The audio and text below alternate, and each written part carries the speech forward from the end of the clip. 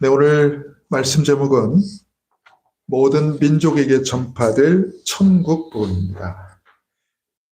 지난주도 영원한 작품을 남기는 기다림, 집중, 도전 속에서 승리하셨습니까? 요셉은 어느 날 갑자기 바로왕 앞에 혜성처럼 나타난 것 같지만 사실은 하나님께서 이미 오래전부터 준비하신 사람이었습니다. 하나님은 요셉의 가문과 가정을 준비하셨고 고난처럼 보였지만 사실상 응답의 모든 과정을 준비하셨습니다.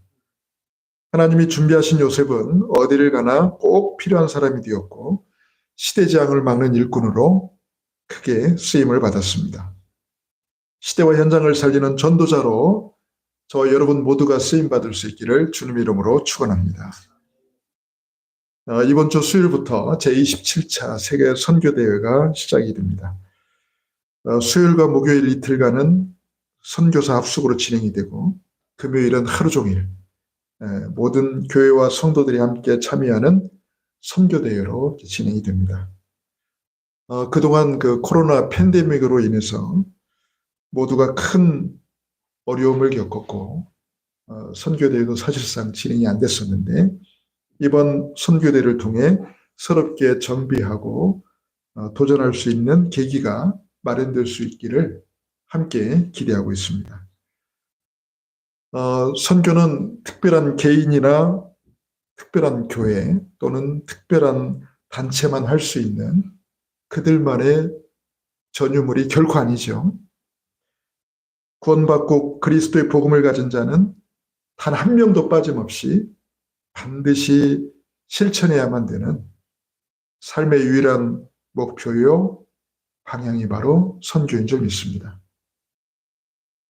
구원받은 하나님 백성은 누구나 한 명도 빠짐없이 참여해야 될 그게 바로 선교입니다.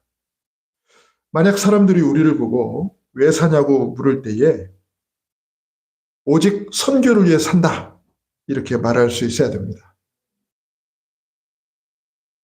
아직도 이 복음을 받지 못한 사람들이 국내를 포함해가지고 전 세계 237 나라 5천 종족 가운데 아직도 가득합니다. 그래서 우리가 숨을 쉬고 살아가는 동안만이라도 우리에게 주어진 분량만큼의 선교 사명을 온전히 감당하다가 우리가 하나님 앞에 설 수 있어야 됩니다. 그러니까 필요 이상으로 많이 할 필요도 없습니다. 그냥 우리에게 주어진 분량만큼. 더 쉽게 말하면 그냥 벽돌 한 장만 올려놓고 간다라는 심정으로. 달란트 비유에서처럼 한 달란트 받은 종은 한 달란트만큼 남기면 되고 2달란트 받은 종은 2달란트 남기면 되는 겁니다. 각자가 받은 은혜대로 각자가 받은 분량대로 그렇게 우리는 하나님 앞에 섬기다 가면 됩니다. 선교만이 우리 인생의 유일한 이유가 되는 것만큼 가장 복되고 가치 있는 인생이 또 있을까 싶습니다. 지금 내가 누리고 있는 그리스도의 복음을 모두가 다 알도록 하는 것. 또 내가 창세기 3장에서 해방받은 이 비밀을 지금도 창세기 3장 속에 붙잡힌 자들에게 전달해서 빠져나오도록 돕는 것. 그래서 차츰차츰 그 영역을 넓혀서 지역과 민족과 세계 땅끝까지 뻗어나가도록 하는 것. 이것만이 우리 인생의 최고 가치요, 최고 목표요, 최고 상급이요, 최고 자랑이요, 최고 축복인 줄 믿습니다. 저는 그렇게 믿습니다. 하나님께서 지금 우리를 이 풍요 속에 살아가게 하시는 것도 과거 일제 식민지와 6.25 전쟁으로 완전히 폐허가 됐던 이 나라를 지금은 전 세계가 주목하면서 바라보고 부러워하는 나라로 만드신 것도 전부 선교 때문이라는 사실을 우리는 반드시 깨달아야 됩니다. 저는 그렇게 믿습니다. 그래서 우리는 선교에 큰 빚을 진 자들입니다. 우리는 빚을 졌어요. 우리가 충분히 누리고 받은 만큼 또 다른 사람, 다른 민족에게 반드시 되갚아줘야 됩니다. 저는 그게 도리라고 생각합니다. 우리가 받았으니까 받은 만큼 또 우리는 돌려줄 수 있어야 되죠. 갚아줄 수 있어야 되죠. 이렇게 당연한 걸 하지 않아가지고 7번이나 재앙을 당한 민족이 바로 이스라엘 민족입니다. 이 당연한 걸 안 해가지고 자기들만 받아야 되는 줄 알고 전 세계를 살릴 수 있는 엄청난 축복을 받았는데 그걸 오직 자기 것이라고만 생각을 해서 결국 7번이나 재앙을 당했죠. 그 민족은 지금도 큰 어려움을 당하고 있고요. 여러분 오늘도 제가 아침에 뉴스를 보니까 지금 이제 본격적으로 이란에서 이스라엘 향해 지금 미사일을 쏘고 드론을 쏘고 지금 이스라엘을 공격하고 있더라고요. 이제는 전 세계적 재앙의 불씨로 작용하지 않을까. 또 중동 전쟁으로 확전되지는 않을까. 그런 우려 속에 있습니다. 여러분 선교를 실천할 수 있는 여러 가지 방법들 중에 가장 확실한 것은 내가 직접 선교 현장으로 나가는 것입니다. 가장 확실한 것은 그냥 내가 나가는 거예요. 그래서 우리나라가 미국 다음으로 전 세계에서 가장 많은 선교사를 파송한 그런 나라가 됐어요. 참 감사한 일이죠. 또 다른 방법은 내가 직접 못 나가는 대신에 다른 사람을 보내고 그 사람을 위해서 물질과 기도로 힘껏 돕는 것입니다. 내가 가야 되는데 나를 대신해서 다른 사람을 보냈고요. 네, 그래서 그 사람을 물질과 기도로 내가 힘껏 돕는 거죠. 이게 이제 두 번째 선교 방법이죠.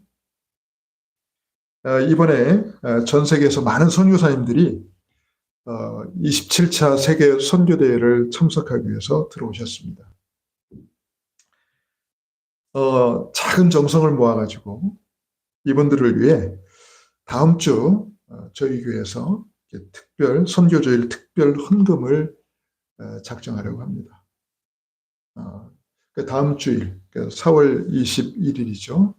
그 다음 주일에는 우리가 선교 특별 헌금을 우리가 이번 한 주 동안 우리가 기도하고 작정해서 다음 주일날 다 함께 동참했으면 좋겠습니다. 그래서 우리 노회에서 또 우리 시찰에서 함께 이렇게 사역하시다가 선교 현장으로 가신 분이 계세요. 그래서 이번에 들어오셨는데 그래서 좀 우리 시찰의 교회들이 같이 힘을 모아가지고 그분이 지금 페루 전 남미에서 사역을 하고 계시거든요. 그래서 좀 돕기로 했습니다. 그래서 주일날 헌금을 모아가지고 같이 좀 참여했으면 좋겠습니다. 자, 우리가 선교를 실천할 수 있는 세 번째 방법이 있습니다. 지금 우리나라에 들어와 있는 다민족들 중에서 이 복음을 알아듣는 제자를 찾아서 키우는 그래서 다시 파송하는 선교입니다. 여러분 이 세 가지 중에 여러분에게 가장 이 정도는 할 수 있겠다 싶은 게 뭡니까? 목사님 나는 내가 직접 가는 게 제일 좋아요. 가세요. 그러면 기쁘게 보내드리겠습니다. 목사님 내가 가고 싶은데 내 상황이 도저히 갈 수 있는 상황이 안 되니까 내가 나를 대신에 가신 분을 위해서 내가 기도와 물질로 돕겠습니다. 좋습니다. 목사님 지금 우리가 전 세계 237 나라로 가지 않아도 지금 우리나라의 237 나라에서 온 다민족들이 많은데 이 다민족들 가운데 진짜 제자를 찾아가지고 키워가지고 보내는 선교를 하겠습니다. 좋습니다. 뭐가 됐든. 우리가 선교를 실천할 수 있는 많은 방법들이 우리 앞에 펼쳐져 있습니다. 저는 우리 교회가요, 이런 세계 복음화를 위해서, 이런 237 다민족들을 위해서, 그들을 위한 뜰을 준비를 해야 된다. 저는 그렇게 믿습니다. 그래서 지금 어떤 형태가 됐든 간에 이런 237 다민족들이 모여들 수 있는, 그들이 마음을 담고 함께 할 수 있는 그런 다민족의 뜰을, 여러분 뜰이라는 게 뭡니까? 모일 수 있는 플랫폼 아닙니까? 공간 아닙니까? 그게 우리 교회가 올해 받을 중요한 응답입니다. 지금부터 선교가 저와 여러분의 유일한 삶의 목표와 방향이 될 수 있도록 함께 붙잡고 실천해야 될 언약이 무엇인지 같이 말씀을 나누려고 합니다. 자, 저는 이렇게 믿습니다. 많은 사람들은 열심히 해야 된다, 최선을 다해야 된다, 이렇게 말을 합니다. 그런데 저는요, 저는 그거에 동의하지 않습니다. 여러분, 열심과 최선보다 더 중요한 게 뭔지 압니까? 올바른 방향입니다. 올바른 방향을 정하는 것이 제일 중요합니다. 아니, 실컷 열심히 했는데, 실컷 최선을 다했는데, 여러분 혹시 그게 틀린 방향이면 어떨 겁니까? 더 쉬운 예로, 새벽부터 일어나가지고 열심히 차를 몰고 달렸는데, 그게 엉뚱한 방향이었어. 그럼 어떡합니까? 열심히 한 만큼 손해입니다. 최선을 다한 만큼 손해입니다. 정성을 쏟은 만큼 손해입니다. 왜? 방향이 잘못돼가지고. 저는 그걸 말하고 싶어요. 무조건 열심히 해야 된다. 최선을 다해야 된다. 정성을 다해야 된다. 저는 그거에 동의하지 않아요. 물론 열심히 한다는 게 잘못됐다는 게 아닙니다. 그 전에 중요한 게 방향이에요. 방향. 근데 세상을 보면은 이 엉뚱하고 틀린 방향을 위해서 자신의 전 인생을 다 소모하는 인생들이 너무나 많아요. 저는 그걸 불행한 인생이라고 말하고 싶습니다. 그들이 붙잡은 건 다른 게 없어. 방향이 맞냐 틀리냐 그걸 붙잡는 게 아니라 열심히 살아야지. 최선을 다해 살아야지. 내가 정성을 다해 살아야지. 그것만 붙잡은 거예요. 지금 그들이 향하고 있는 게 틀린 줄은 모르고, 지금 그들이 가고 있는 게 잘못된 건 줄은 모르고, 그냥 열심, 최선, 정성, 그것만 붙잡고 가는 거예요. 저는 제일 안타깝고 불행한 인생이라고 생각해요. 오히려 방향이 잘못됐고 방향이 틀린 사람은요, 진짜 인생을 이렇게 열심히 안 살았으면 좋겠어. 대충대충 살았으면 좋겠어. 그런 사람은 차라리. 진짜 놀고 먹고 사는 인생이 됐으면 좋겠어. 목사님 오늘 이상한 말을 하시네. 오해를 하면 여러분 그렇게 들릴 수 있을 거예요. 근데요, 제가 오늘 강조하고 싶은 건 다른 게 아니라 방향입니다. 방향. 지금 내가 어디에 서 있고 어디를 향해 가고 있는지에 대한 방향이에요. 여러분 방향이 중요하다니까. 제 삶의 모토가 항상 그겁니다. 나는 어디에 있고 어디를 향해 가고 있냐. 방향이에요. 방향. 그 다음에 열심입니다. 그 다음에 최선이고 정성이에요. 방향이 정확하면 그때부터는 열심을 내야죠. 그때부터 최선을 다해야지. 그때부터 모든 정성을 다해야 되죠. 그렇잖아요, 여러분? 열심이 먼저가 아니에요. 제일 먼저가 방향입니다. 지금 우리 주변을 보면 많은 사람들이 방향을 상실했어요. 방향을 상실한 시대가 지금 우리가 살고 있는 시대입니다. 자, 많은 인생들이요, 지금 틀린 방향을 향해서 힘차게 좀 달려가고 있습니다. 대표적으로 창세기 3장의 인생 속에 있습니다. 창세기 3장이 뭡니까? 하나님을 떠나서 오직 나 중심으로 사는 인생. 오직 나 중심. 근데요, 제가 어릴 때만 해도, 제가 자랄 때만 해도 그래도 공동체 의식이 되게 강했거든요. 나보다는 우리라는 의식이 되게 강했어요. 우리. 내 걸 좀 양보하고 내 걸 좀 희생하고 뭔가 우리를 위해서, 진짜 우리 전체를 위해서, 전체가 좀 유익한 쪽으로, 전체가 좀 이득을 보는 쪽으로 나를 희생할 줄 알았어요. 근데 지금은요, 불과 몇십 년 안 지났는데 지금은 어떤 흐름인 줄 압니까? 무슨 우리, 중요한 건 나야, 나. 내 걸 절대 포기하지 않고 내가 절대 손해볼 수 없고 나의 이익을 위해서라면 나는 기꺼이 우리라는 공동체도 깰 수 있고 떠날 수 있어. 내가 중요한 거예요. 여러분, 순식간에 지금 흐름이 이렇게 바뀌었어요. 오직 나밖에 모릅니다. 지금. 오직 나밖에 몰라요. 왜 진상 손님이 그렇게 많습니까? 카페에, 식당에. 나밖에 모르니까요. 누가 지적하는 걸 참지 못해. 왜? 내 기준이 맞다고 생각하니까. 지금 이런 문화로 급속도로 빠르게 지금 올라가고 있습니다. 이게 바로 선악과 문화입니다. 나밖에 모르는. 나 중심. 그러니 복음 없는 인권운동 정치권에서 강조하죠. 차별금지법 강조하죠. 예, 나밖에 모르니까. 틀린 방향입니다. 또 한 가지는 뭐죠? 창세기 6장입니다. 오직 눈에 보이는 육신, 물질 중심으로 가는 겁니다. 그러니까 눈에 보이는 게 전부야. 오직 자기 육신만을 위해서, 오직 돈만을 위해서, 눈에 보이는 것만 위해서 달려가는 거예요. 그게 틀린 방향입니다, 여러분. 그러니까 영적인 데는 전혀 관심이 없어요. 뭐 하나님, 뭐 복음, 그게 그따위가 뭐 중요하냐. 오직 나는 돈 버는 게 최고고, 그래서 오직 내 몸을 위해서 하는 거죠. 그러니 갈수록 사람들이 중독에 빠지고 쾌락에 빠지고,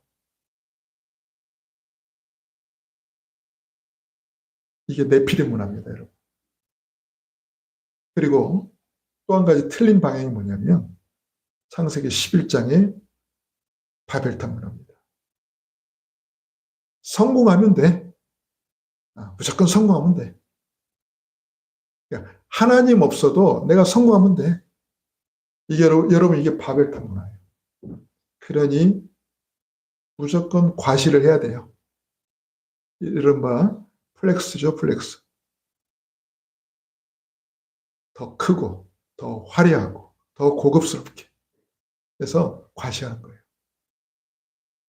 보여주는 거예요, 사람들 앞에.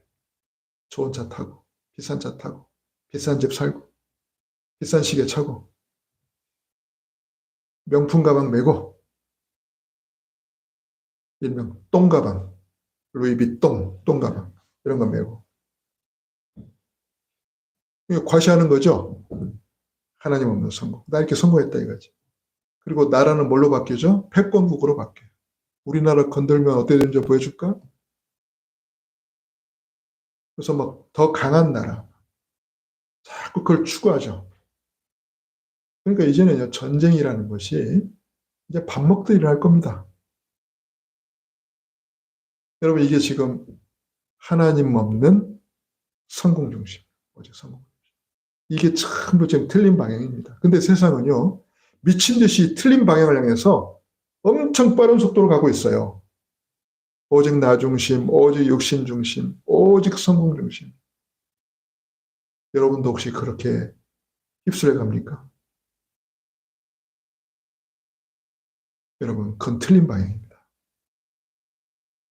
반드시 무너지고요.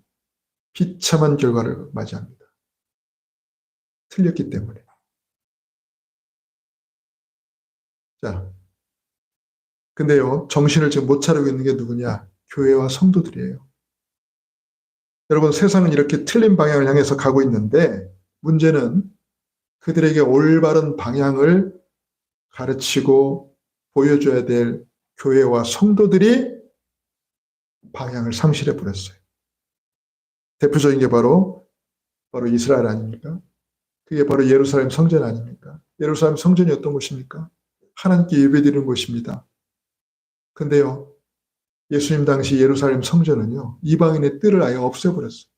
이방인들이 와가지고 하나님께 예배드릴 수 있도록 만든 그 이방인의 뜰을 장사하는 곳으로 만들어버렸어요. 그래서 예수님이 그 이방인의 뜰, 그 성전을 청소하셨잖아요. 거기에 있던 이 짐승들을 다 채찍으로 쫓아내고 돈 바꾸는 자들의 그 상을 막 뒤집었고, 성경에서 유일하게 예수님의 폭력적인 장면이 나오는 유일한 곳이죠. 이거 하나님이 원하지 않는 거니까. 그래서 이 방향을 상실한 이스라엘 민족은 7번이나 재앙을 당하고 전 세계를 떠돌며 방황하고, 제2차 세계대전 때는 600만이 학살당하고, 지금은 중동의 화약고로 전락을 했습니다. 방향을 상실하면 이렇게 돼요. 교회와 성도가. 자, 지금 전 세계 교회, 우리 한국 교회 보세요. 급속도로 지금 무너지고 있습니다. 성도들 지금 방황하고 있습니다.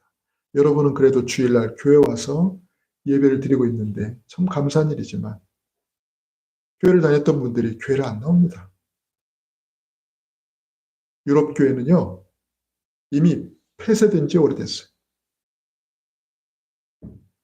끊임없이 다투고 분열하고, 복음만 좀 전한다 싶으면 전부 이단 시비 붙고,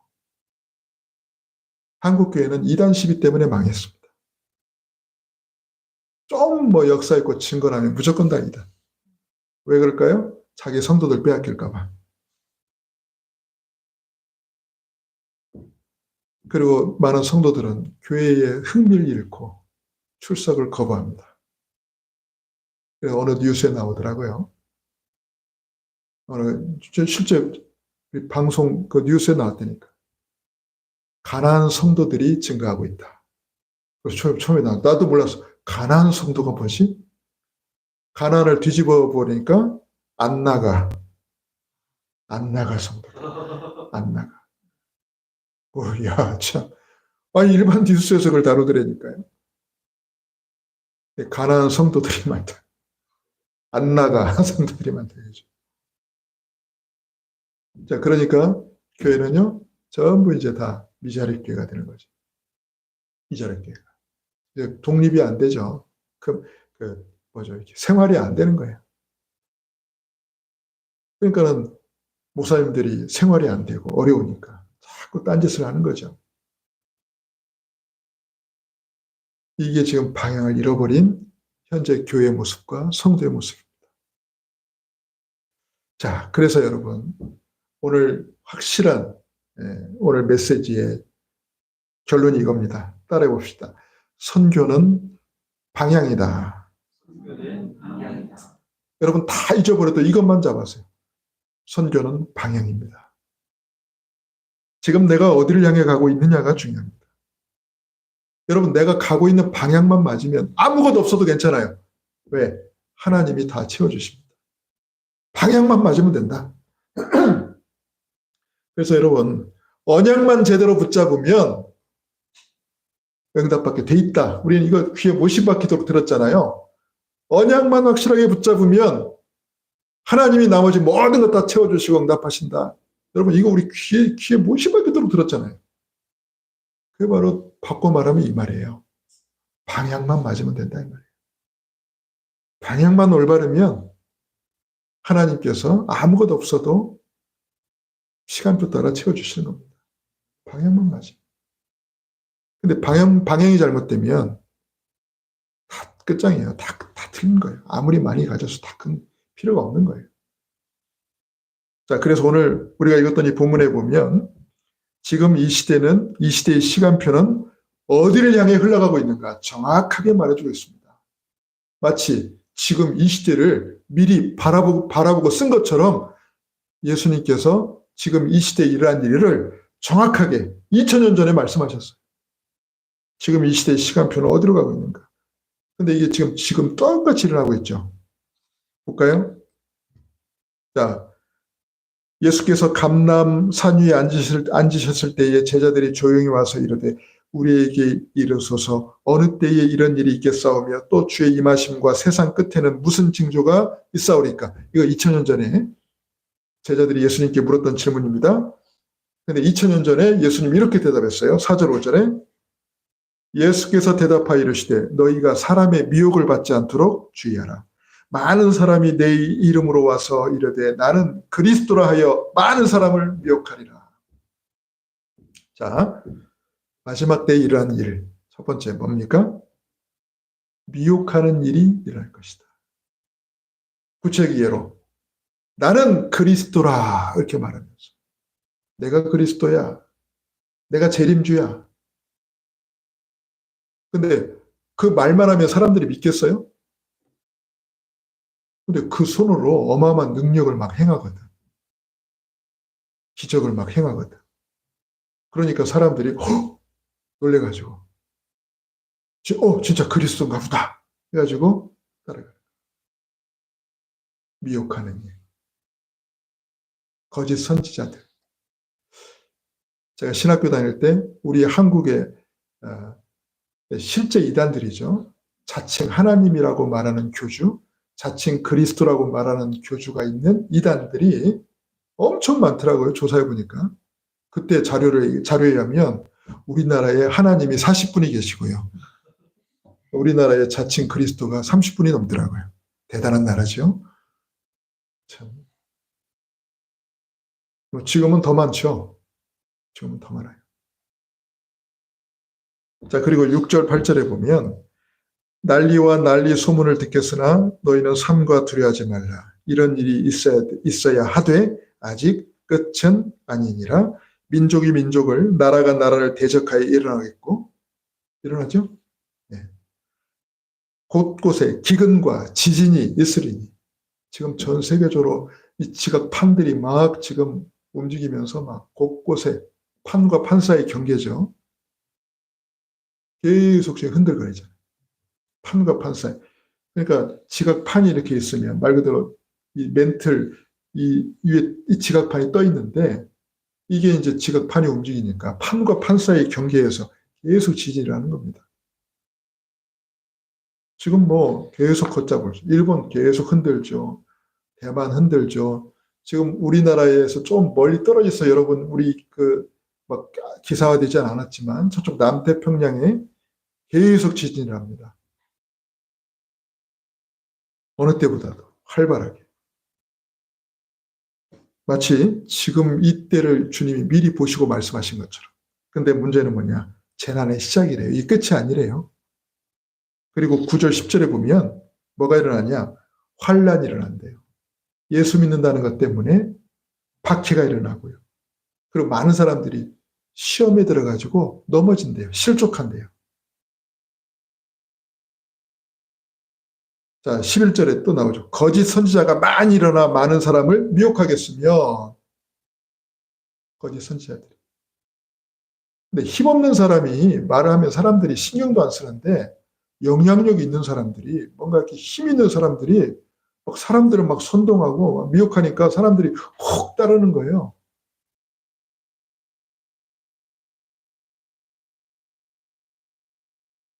자, 12절에 보니까 불법이 성함으로 많은 사람의 사랑이 식어지리라. 불법이 성해야 한다. 자, 그러면서 결정적인 시간표가 뭔지 압니까? 14절입니다. 같이 한번 읽어볼까요? 이 천국 복음이 모든 민족에게 증언되기 위하여 온 세상에 전파되리니 그제야 끝이 오리라. 아멘. 바로 237 나라와 5천 종족을 향한 세계 복음화가 본격적으로 이루어진다 이 말이에요. 그러니까 이건 동시에 같이 일어나는 거예요.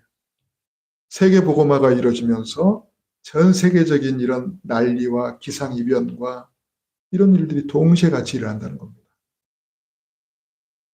우리가 지금 그 한가운데 있습니다. 지금 우리가 그 한가운데 있어요. 여러분 혹시 이상하지 않습니까? 요즘에 지금 4월 초입니다. 오늘 4월 14일이잖아요. 4월 초예요. 물론 4월 거의 중반에 왔지만 근데 지금 6월 초의 날씨가 지금 이루어지고 있어요. 오늘 이따가 30도까지 올라간대요. 여러분, 좀 놀랍지 않나요? 나는 진짜 놀라워요. 지금 일어난 일이. 우리가 작년에 옥상에다가 식물을 심었단 말이에요. 4월 말쯤 심었는데 얼마나 추웠던지요. 전부 냉해를 입었어요. 식물이. 근데 지금 4월 이제 초중반인데 6월 달 날씨가 지금 이루어집니다. 올해 무척 더울 겁니다. 자, 이런 기상이변들, 지금 이 시대의 시간표가 어디를 향해 가고 있는지 여러분 눈여겨보셔야 됩니다. 그럼 우리는 이제 이런 질문이 나오잖아요. 그럼 이 중요한 시간표 속에 있는 우리는 이제 무엇을 위해 살아야 됩니까?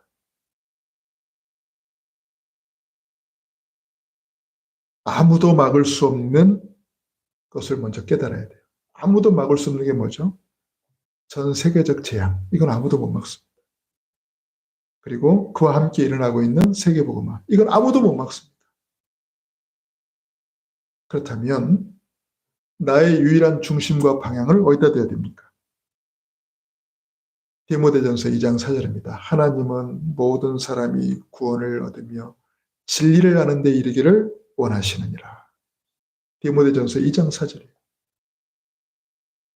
이게 저와 여러분의 유일한 중심과 방향이 될 수 있기를 주님 이름으로 축원합니다. 마지막 포럼 주제 드리고 마칠게요. 자, 그래서 우리가 삶에서 실천할 수 있는 선교가 뭘까?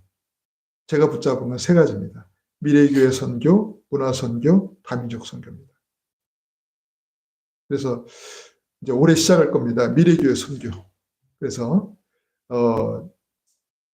이렇게 쉽게 말해서 이제 미자립교회죠, 미자립교회. 아무도 불러주는 데도 없고 갈 데도 없고 이제 이런 분들 우리가 헌신 예배 이렇게 초청을 하는 거죠.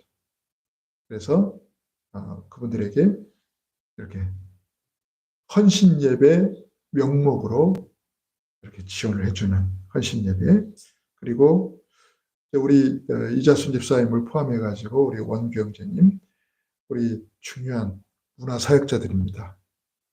우리 교회는 대학로라는 이 문화 현장과 밀접하게 접해 있다 보니까 하나님께서 사실 우리 교회를 강제로 지금 문화 선교를 하게 하셨어요.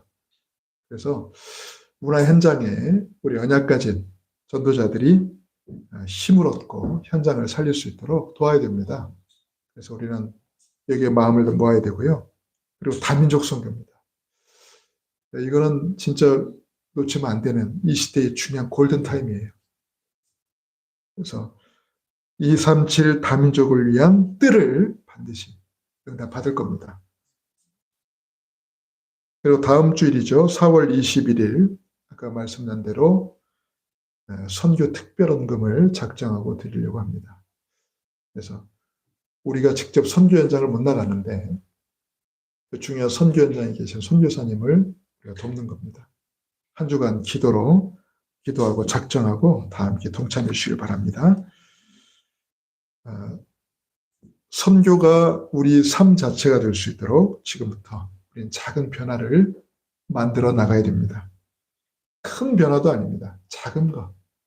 여러분, 작은 변화 하나를 일으키면 그것이 나중에 어떤 큰 변화를 가져올지 알 수 없어요. 저와 여러분이 그 증인 될 수 있기를 바랍니다. 이제 우리 교회와 우리 성도님들은 더 이상 방황할 시간이 없어요. 이제 우리는 방황하면 안 돼. 이제 방황 끝내야 돼. 방황할 시간이 없어. 방황도 여러분 시간 많을 때나 하는 겁니다. 여유 있을 때나 방황하는 거지. 우리는 이제 방황할 시간이 없어요. 우리가 가야 될 분명한 목표와 방향이 있기 때문에 방황할 시간도 없어. 미래교회 선교, 문화 선교, 다민족 선교를 위해서 이번 한 주간 작은 변화를 일으키는 구체적 실천에 도전할 수 있기를 주님의 이름으로 축원합니다. 기도하겠습니다. 살아계신 아버지 하나님, 은혜를 감사드립니다. 지금 우리가 살고 있는 이 시대의 시간표가 어디를 향해 흘러가고 있는지 오늘 말씀을 통해 우리에게 정확하게 알려주셨습니다. 그렇다면 이제 우리는 무엇을 위해서 살아야 됩니까? 그것 또한 정확하게 우리에게 말씀해 주셨습니다. 선교가 우리의 삶의 유일한 목표와 방향이 되는, 그걸 위한 구체적 실천에 도전하는 우리 사랑하는 모든 가족들을 줄 수 있도록 인도하여 주옵소서. 감사드리며 우리 주 예수님의 이름으로 기도하옵나이다. 아멘.